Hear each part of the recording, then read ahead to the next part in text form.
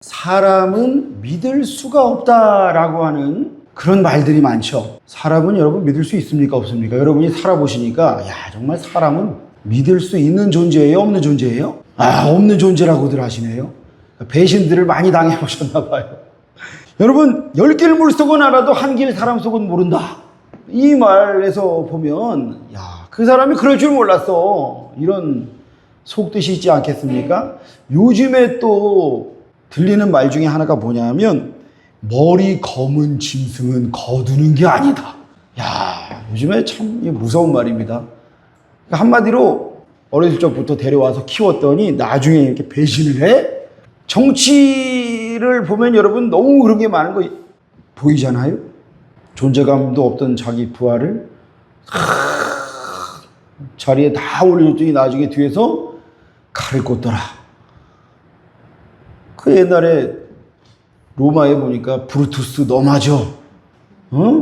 뒤에서 그냥 칼을 꽂는 그런 일들이 너무너무 많아요. 그만큼 사람은 배신을 잘하고 은혜를 망각하는 존재다라고 하는 겁니다. 여러분 만약에 우리가 이 생각에 머물러 있다면 우리는요 다른 영혼을 긍휼히 여길 수가 없습니다.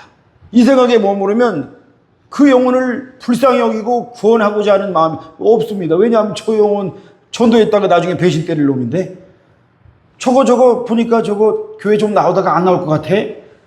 여러분 믿을 수가 없기 때문에 이런 마음이 우리 안에 깔려 있으면 전도도 못하고 사랑도 베풀 수가 없는 거죠. 물론 사람은 믿을 수가 없다라고 하는 말은요 신뢰의 대상이 아니라고 하는 말은 하나님과 비교해서 그렇다는 겁니다. 하나님은 우리의 신뢰의 대상입니다. 우리의 신앙의 대상입니다. 그런데 사람은 어때요? 내 아들이, 내 딸이, 내 부인이, 남편이 그렇게 내가 철석같이 믿고 신뢰하고 그럴 대상은 아니라는 거예요. 사람은 사랑의 대상입니다. 그럼에도 불구하고 우리가 한 영혼을 세워나간다는 것은 믿어주는 것이 필요한 거예요. 뭐라고요? 믿어주는 거예요. 때로는 어떻게? 속아주는 거예요. 믿어준다는 말은요 100% 너를 믿는다 이 말이 아닙니다. 네가 실수하고 네가 때로 나를 속이고 하더라도 내가 믿어줄게 라고 하는 말은 네가 나를 속일지라도 내가 당해줄게 라고 하는 거예요. 그러면서 내가 다가가는 겁니다. 여러분 사람은 그래서요 우리의 신뢰의 대상, 신앙의 대상은 결코 될 수가 없습니다. 그냥 우리가 사랑의 대상이고 사랑하다 보니까 내가 속아줘야지. 내가 그래 알면서도 모른 척 해줘야지 라고 하는 게 여러분 얼마나 많은지 몰라요. 한 사람을 살리기 위해서는요. 여러분 동의하십니까? 여러분 이게 있어야 됩니다. 우리 안에. 이게 없으면 우리 안에 칼처럼 다 잘라버리면 주변에 남는 사람이 없는 거예요. 예전에 2011년에요 서울역에 이 노숙자들이 지금도 많고 그때도 많았는데 그 사람들이 이제 강제로 퇴거 조치 당한다 뭐 이런 소식을 듣고 한 젊은이가 막걸리 2병을 사가지고 그 노숙자들에게 찾아갔대요. 가서 보니까 거기도 이제 게으른 사람도 많고 문제 있는 사람도 많이 있습니다. 그런데 다 그런 건 아니에요. 거처가 없고 일어날 용기가 없고 돈이 없고 사업이 망해가지고 오신 분들이 은근히 거기 많아요. 그래가지고 이분이 이제 박찬재라고 하는 분이 그 사람들이랑 이야기를 하다 보니까 내가 이 노숙인들을 데리고 사업을 해봐야 되겠다라는 생각을 했대요.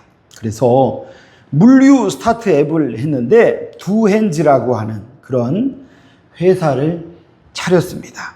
그래가지고 이 사람들이 이제 그 회사에 들어와가지고 이제 자기 자리를 찾으니까 용기가 나는 거예요. 10년 이상 가족들과 끊겼던 사람들이 가족들과 연락을 하게 되고 저축도 하게 되고 그러면서 이제 예전에 그 모습들은 사라지고 어느덧 변화된 모습들로 이 사람들이 사회에 서게 되더라는 것을 이 사람이 많은 이들에게 보여줬고 귀감이 된 그런 기업의 이야기가 있었어요.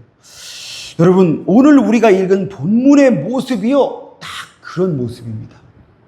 완전히 인생 끝났다라고 하는 사람, 저 사람에겐 희망이 없어라고 하는 그러한 사람에게 다윗이 손을 내밀어서 그를 회복시켜주고 그의 기업까지 일으켜준다 라고 하는 이 이야기, 이 얼마나 대단한 이야기예요?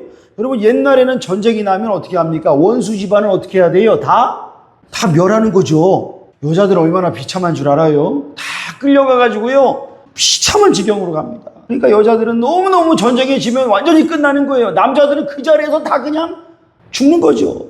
도망간 놈 찾아가지고 끝까지 쫓아가고 다 죽이는 거죠. 여러분, 다윗과 사울이 그런 대적 관계였잖아요. 물론 다윗은 그를 존중했지만 사울은 그러지 않았잖아요. 다윗 죽이려고 평생 쫓아다녔잖아요. 그런데 오늘 9장 1절에 뭐라 그럽니까? 다윗이 이르되 사울의 집에 아직도 남은 사람이 있느냐. 이 무슨 말이에요? 복수하려고 그러는 거예요? 아니요. 그 다음에 한 말, 내가 요나단으로 말미암아 그 사람에게 은총을 베풀리라. 야, 여러분, 다른 왕들은 남은 자가 있느냐? 한 놈도 남기지 말고 잡아서 쳐다내라 라고 하는 게 보통의 왕들인데, 지금 다윗은 은혜를 베풀 대상을 찾고 있다는 거예요. 그런데 그렇게 하는 근거가 어디 있느냐? 요나단과 약속한 그 약속. 여러분, 이게 정말 중요합니다. 이 세상은 지금 약속을 깨뜨리는 시대입니다. 우리가 TV 뉴스만 틀면 아주 그냥 속이 뒤집어져요. 앞에서 약속하고 이렇게 하겠다 그래놓고 뒤에 가가지고 또 그걸 합의를 깨. 이런 일들이 너무너무 많아요. 그래가지고 약속이라는 걸 안 지켜도 되는구나. 이렇게 저는 다음 세대들, 우리 어린 세대들이 저 진짜 뉴스 보면서 뭘 보고 자랄까? 정말 이 TV를 보면서 뭘 배울 게 있을까? 그런 생각이 듭니다. 근데 이 언약에 기초한 은총을 베푸는데 그냥 선심성으로 동정에 의해서 이런 거 아닙니다. 약속이 있었기 때문에. 요나단과 다윗이 뭐라 그랬어요? 요나단이 다윗에게 너가 왕이 된다면 나와 내 자손들을 너가 보호해 주길 바란다. 다윗이 약속했어요. 그게 언제적 이야기예요? 아주 오래된 이야기죠. 이제 다윗이 왕권이 다 확립된 이후에 이제 그 약속을 생각하고 그 약속을 행합니다. 이것은 여러분 단순하게 선심성이 아니에요. 인간적인 감정으로 그냥 한번 재난지원금을 주겠습니다, 이거 아닙니다. 그런 게 아니에요. 헤세드라고 하는 말은 언약이 정말 중요한 겁니다. 그냥 나오는 게 아니라 언약이 있기 때문에 여기에서 신실하고 변함없는 사랑을 베푸는 거고, 자격 없는 자에게 베푸는 무조건적인 은혜입니다. 하나님이 나와 맺으신 그 사랑이 있기 때문에 나 또한 요나단의 자손을 찾아서 언약을 베풀리라. 이게 다윗의 마음입니다. 여러분, 성경은요, 우리가 하나님을 찾았다고 말하지 않습니다. 여러분이 하나님 믿으신 것 같죠? 모태신앙이 아닌 분들은 가끔 그런 경우가 있어요. 교회를 어떻게 나왔습니까? 제 친구 누구고 전도받고 나왔어요. 아니면 어떻게 하고 나왔어요. 어저께 저한테 문자가 하나가 왔어요. 목사님 안녕하세요. 그래가지고 봤어요. 보니까 우리 교회 블로그에 제가 우리 체육관 있죠. 체육관 옛날에 했던 건 이제 종료했습니다. 그러고 이제 새로 꾸민 거를 이제 블로그에 올려놨더니 그거 보고 연락을 했더라고요. 그래서 나는 아는 사람 아니고 올 사람이 없을 거라고 생각했는데 와가지고 봤는데 이제 20대 초반 여자 청년이 와가지고 운동한다고 왔어요. 그래서 어제부터 오늘부터 운동한다고. 그럼 그런 경우도 있대요. 근데 여러분, 우리가요, 내가 찾아서 왔어요, 우리는 다 이야기하지만 누가 우리를 찾았어요? 하나님이 우리를 찾습니다. 여러분, 세상 종교와 우리는 달라요. 세상 종교는 삼천배를 하고 내가 고행을 하고 자기를 괴롭게 해가지고 죄를 용서함 받는다라고 하는 게 세상 종교입니다. 자기 힘으로. 자력 종교죠, 자력 종교.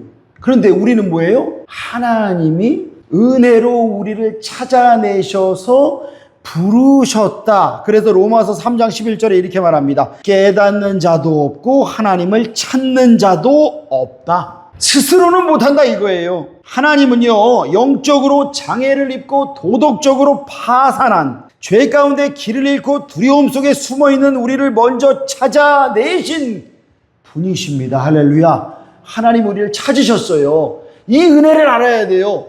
내가 교회 나갔습니다. 내가 찾아갔습니다. 누가 전도했습니다. 물론 했죠.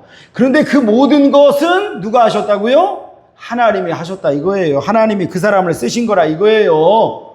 제가 예전에 봤더니 청년들 지도할 때 너는 어떻게 우리 교회에 나오게 됐니? 그랬더니 자기 친구 누가 국민학교 때 전도를 했대요. 근데 그 친구는 지금 어디 있어? 아니, 그 친구는 이제 교회 안 나와요 그러더라고. 그 친구는 전도한다고 대꾸는 왔는데 지금은 그 사람은 교회 안 나오고 어디가 있는지도 모른다는 거예요. 누가 하신 거예요? 하나님이 감동 감화하셔가지고 그 사람을 물론 쓰임 받았지만 그 은혜를 모른 거죠. 하나님의 은혜를 모른 거예요. 그리고 간 거예요. 여러분, 오늘 우리는요, 이 은혜의 왕국이 한 인생을 어떻게 변화시키는지를 한번 살펴보고자 합니다. 오늘 다윗을 통해서 나온 이 은총이 뭐냐? 첫 번째, 저를 따라 합시다. 원수를 향한 오래 참는 용서. 이게 첫 번째 은총입니다. 여러분, 사울이 다윗을 어떻게 하려고 그랬어요? 죽이려고 얼마나 했습니까? 심지어는 여기서 수금 타고 있는 사람 창 던져갖고 벽에다 박으려고 던졌잖아요. 야, 끔찍하죠? 자기 쫓아와가지고 자기 숨겨줬던 아히멜렉의 집안에 80명이 넘는 제사장 일족들을 다 죽여버렸잖아요. 계속 도망다녔어요. 계속 도망다녔어요. 그러다가 동굴에 일보러 왔다가 죽일 수 있었는데 다윗이 살려준 게 몇 번이에요? 2번이나 있었잖아요. 그러니까 사울과 다윗은 완전한 원수 관계였어요. 그런데 다윗은 그가 여호와의 기름 부음 받은 자니까 내가 해할 수 없다라고 해서 살려줬습니다. 여러 해가 지났습니다. 정치적으로 이제 안정이 되었습니다. 이때에 다윗이 사울의 가문을 찾는 행위는 절대로 충동적이지도 않고 감정적이지도 않았습니다. 이것은 오랜 시간 숙성되고 의도적으로 또 성숙시켰던 그 때가 찾아온 거예요. 그래서 다윗은 왕이 되자마자 한 게 아닙니다. 그냥 때를 기다린 거예요. 여러분, 이 때를 기다린 게 참 중요합니다. 우리가 요즘에 종종 하는 말이 뭐냐면 용서는 즉각 해야 된다 이런 말을 해요. 용서는 즉각 해야 된다. 그런데 여러분, 용서가 즉각 됩니까 안 됩니까? 물론 결단은 참 중요합니다. 죽을 때까지 결단 못하면 안 되잖아요. 근데 나에게 해를 끼친 사람, 나에게 큰 상처를 준 사람을 용서하는 것, 이것은요 사실 시간이 필요합니다. 그래요 안 그래요? 시간이 필요하죠? 시간이 필요합니다. 다윗은요 사울의 집안에 대한 그 아픔과 상처를 즉각 어떻게 해결하려고 들지 않았어요. 시간이 참 중요하다는 거예요. 여러분, 우리가요 당장 용서하지 못할 때 어떻게 해야 됩니까? 용서하겠다고 말한다고 당장 용서가 되는 게 아니야. 물론 용서하겠다고 의지를 드리면 하나님이 은혜를 주시겠지만 참 계속 싸워요. 그럼 이게 또 한편으로는 그래서 어떻게 생각을 해보냐면 용서는 즉각적으로 이루어지는 거래가 아니고 길고 거룩한 과정이다 라는 생각을 해보게 됩니다. 사울의 죽음과 다윗의 이 은총을 선포하는 시간은 상당한 시간을 필요하거든요. 근데 다윗이 이때까지 시간을 보내면서 자기가 성숙하면서 하나님의 은혜를 체험하면서 다윗은 용서의 때를 기다렸습니다. 그리고 이제 그 용서를 선포하는 거예요. 여러분, 1994년에 르완다에서는요 불과 100일 동안 투치족이랑 후투족이요 전쟁을 벌였는데 80만 명 이상의 투치족과 온건 후투족이 싸워가지고 서로가 서로를 죽였어요. 그런데 후투족이 더 많이 죽은 거예요. 근데 그 전까지만 해도 이 사람들은 어울려 살았습니다. 어울려 살던 사람이었는데 이 선동하는 사람들이 후투족이 우리를 어떻게 했다, 누구를 어떻게 했다, 투치족이 우리를 어떻게 했다 그래가지고 학살이 시작됐어요. 대부분 이웃과 친구들이었던 사람들인데 종족이 다르다는 이유로 서로 죽고 죽이는 일들이 있었습니다. 그래서 가해자가 몇 명인가? 12만 명이 넘는 거예요. 12만 명을 다 그러면 사형을 시키거나 감옥에 보낼 수가 없었어요. 그래가지고 르완다에서는 어떤 일이 벌어졌냐면 가차차라고 하는 전통적인 공동체 재판이 있었습니다. 이 가차차가 뭐냐면 풀밭이라고 하는 그런 의미입니다. 마을 사람들이 함께 모여서 여기서 진실을 고백하고 공개적으로 참회하며 공동체가 함께 용서와 처벌을 결정하는 오랜 시간이 걸리는 과정이었습니다. 여기서는 뭐 즉각적으로 너를 용서한다 이런 거 아니에요. 수년에 걸쳐서 고통스러운 진실 규명과 화해의 여정이 있었습니다. 그 기록에 의하면 발레리라고 하는 어머니는 자신의 12살 아들을 죽인 이웃인 앙투안이랑 법정에서 이제 여기서 대면을 합니다. 오랜 증언과 고백 끝에 그녀가 말하기를, 나는 오랫동안 당신을 저주했어요. 그러다 깨달았어요. 내 아들은 돌아오지 않지만 당신은 여기 있다는 것을, 그리고 당신은 한때 나의 좋은 이웃이었다는 것을. 당신을 용서합니다. 이게요, 하루아침에 된 게 아닙니다. 긴 시간 동안, 고통스러운 시간 동안. 그래가지고 이 찢어진 나라가, 이 찢겨졌던 나라가 지금 아프리카의 르완다는요, 상당히 거의 우리나라와 비슷한 이 스마트폰 보급률 뿐만 아니라 이 인터넷 통신부터 시작해가지고 아프리카의 어떤 금융 허브로 자라겠다고 지금 꿈을 꾸면서 엄청나게 성장하는 나라가 됐어요. 불과 30년 전만 해도 어마어마한 이런 학살이 있던 나라였는데 지금 이렇게 바뀌었습니다. 여러분, 요셉과 그의 형들을 한번 보세요. 요셉이 17살 때 팔려갔습니다. 형들을 만났습니다. 요셉이 마음이 어땠겠어요? 30살이 돼갖고 형들을 만났는데 자기를 그렇게 구덩이에다가 던지고 노예 상인한테 팔아가지고 낄낄대면서 좋아하던 그 형들 얼굴을 13년 만에 봤는데 여러분 어떨 것 같아요?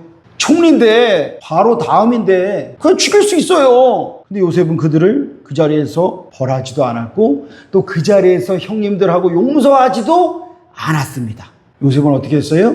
그들이 변화되었는지를 확인하는 과정을 가졌습니다. 저들이 13년 전에 그때의 그 악한 모습 그대로인지 아니면 변화가 되었는지 봤더니 유다가 자기 파는데 앞장섰던 사람인데 이제는 베냐민을 위해서 자기 목숨을 걸고 자기를 차라리 가둬달라고, 자기를 차라리 죽여달라고 하는 이 유다를 보고선 형들이 변화됐구나. 옛날에 그 나쁜 놈들이 아니구나.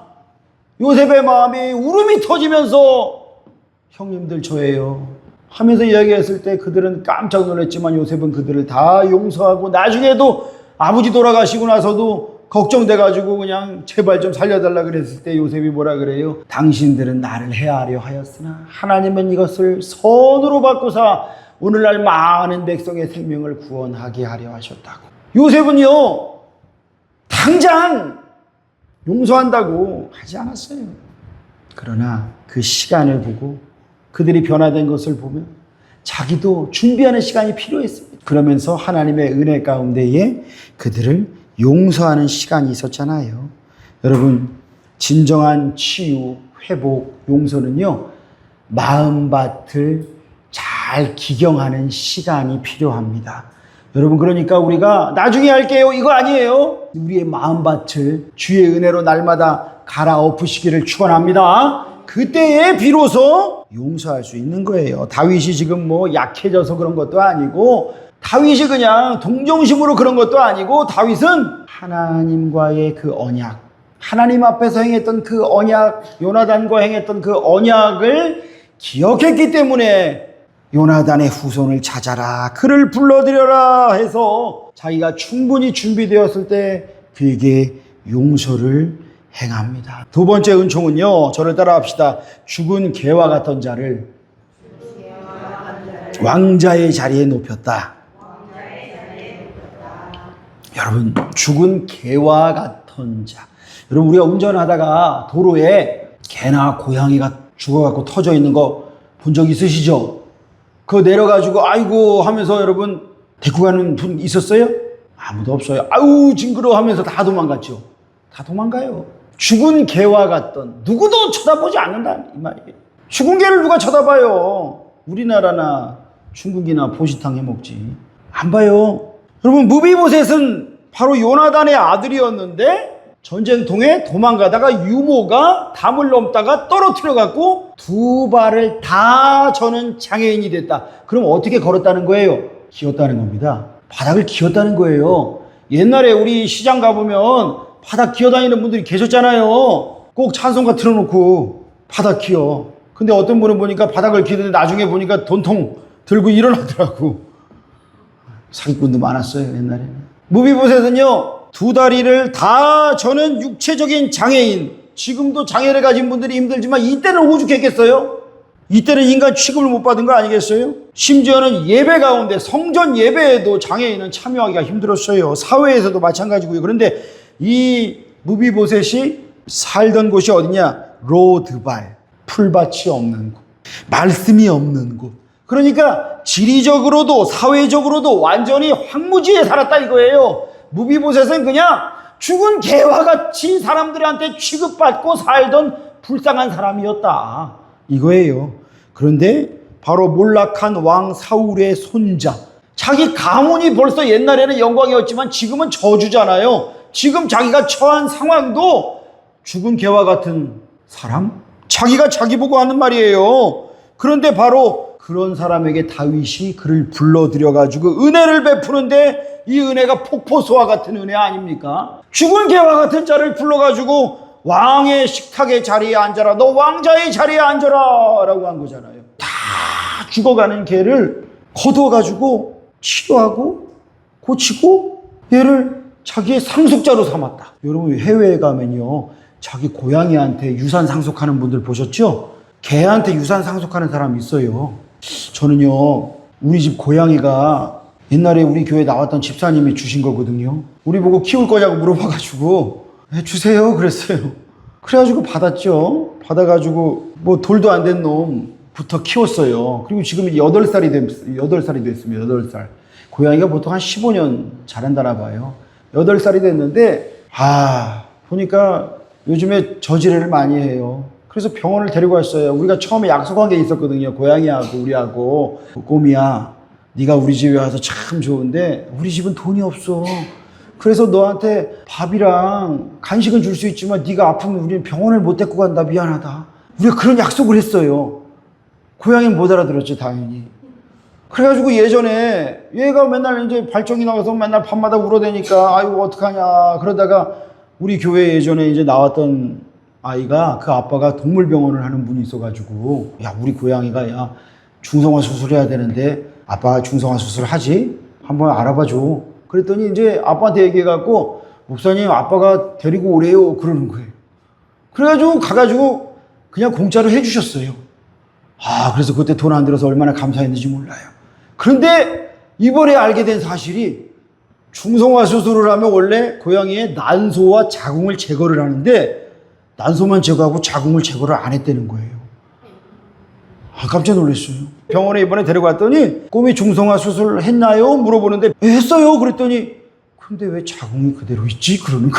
알고 봤더니 이제 아마 쉽게 하셨나 봐요. 그래갖고 자궁을 제거를 안 해서 자궁이 이렇게 많이 부었대요. 지금 많이 부었대요. 소장과 대장에도 뭐 염증이 있더라. 그러면 어떻게 해요? 소장과 대장 염증은 약을 한 일주일 먹으면 뭐 이건 좋아질 건데 자궁이 많이 부은 건 나중에 합병증이 생기면서 여러 가지 병이 생기고 죽는데요. 그 얘기를 듣는데 이걸 어떻게 해야 될까 고민이 되더라고요. 그냥 집에다가 데려다 놓고 그냥 밥만 먹이고 그냥 죽을 때까지 그래 잘 있어라 이래야 될까? 막 여러 가지 갈등이 생기는 거예요. 그러다가 그냥 아내라고 얘기했어요. 그래 너무 그렇게 많이 돈 드는 거 아니면 우리에게는 할부가 있지 않느냐. 할부를 하면 되지 뭐. 그래가지고 고쳐주자. 자궁을 적출을 해야 된다는 거예요. 한 번 하고 끝날 수술을 2번을 해야 되니까 아주 마음이 아파요. 또 뭐 2번도 해야 되고. 그래가지고 이제 다음 주에 한번 가보고 이제 한번 얘기를 해보자. 그렇게 됐어요. 여러분 생각해 보세요. 이 고양이가 그때 그 집사님이 이 고양이를 키우기 싫다고 버렸으면 아마 지금쯤 길냥이 됐다가 한 일주일도 못 살 거예요. 얘 종이 그렇게 살 수 있는 종류가 아니에요, 얘가. 지금 집 밖으로 나가본 적이 없어요. 근데 이놈을 우리가 받아와가지고 그래도 먹이고 재우고 해가지고 맨날 싸도 하루에 막 3군데씩 막 싸고 그럼 맨날 치우고 그러고 키우고 있는데 얘는 지금 오늘 말씀에 의하면 어디에 반열에 올랐어요? 왕자의 자리에 오른 거예요. 사실 얘는 여자니까 공주네. 공주의 자리에 오른 거 아니겠어요? 밖에서 버려가지고 그냥 밖에 버려져가지고 죽을 수도 있던 애가 그렇게 그 자리에 올랐잖아요. 그리고 해외에서는 그렇게 키운 개 고양이한테 자기 재산도 상속하는 사람들이 요즘에 그렇게 많대요. 사람은 못 믿는다 이러면서 짐승한테 상속한다 이거예요. 근데 오늘 다윗이 무비보셋을 불러서 그를 안심시킵니다. 이게 은혜 아닙니까? 두려워 말라. 안심시켜줘요. 두 번째는요, 이름을 불러줍니다. 너 사울의 손자냐? 요나단 아들이냐? 이렇게 안 하고 무비보세사 하고 이름을 부릅니다. 여러분, 은혜는요, 우리를 하나님께서 우리의 이름을, 내 이름을 아십니다. 머리털 하나까지 세신 받으십니다. 하나님 우리의 모든 걸 아시는 거예요.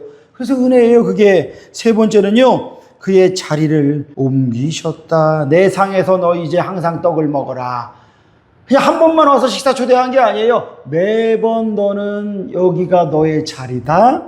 그의 자리를 바꾸고 왕자 중에 하나와 같이, 그러니까 왕자가 된 거예요. 입양한 겁니다. 입양한 거예요. 지금 원수 집안이었잖아요. 사울 왕의 후손이잖아요. 자기 친구는 요나단이었지만 그 아버지가 자기 죽이려고 그랬으니까, 거기서 살아났으니까, 옛날에 누가 그런 거 은혜를 지켜요? 약속을 누가 지켜요? 그러나 다윗은 하나님 앞에서 그 약속을 잊지 않고 때가 되어 요나단과의 약속을 기억하고 그의 후손인 아들인 무비보셋의 신분을 높여줍니다. 죽은 개를 왕의 아들로 바꾸어 주는 거잖아요.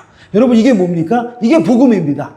이게 복음이에요. 하나님은 죄로 인해서 절름발이가 되어서 영적인 로드발에 숨어있던 우리를 찾아내시고 예수님을 통해서 당신의 가족으로 입양하여 우리를 왕의 자녀로 삼아주신 것을 믿으시기를 축원합니다. 바로 그게 하나님의 크신 은혜예요. 그 은혜를 우리는 기억해야 됩니다. 예수님은요, 세리 레위의 집에 가셨습니다. 잔치를 벌였습니다. 다른 세리들이 찾아왔습니다. 그랬더니 바리새인이 와서 뭐라 그래요? 저가 어찌 저런 자들과 함께 밥을 먹을 수 있느냐. 예수님은 가장 멸시받던 자들과 식탁 교제를 나누시면서 세상에서 죽은 개와 같던 자들을 메시아의 잔치상에 앉혔잖아요.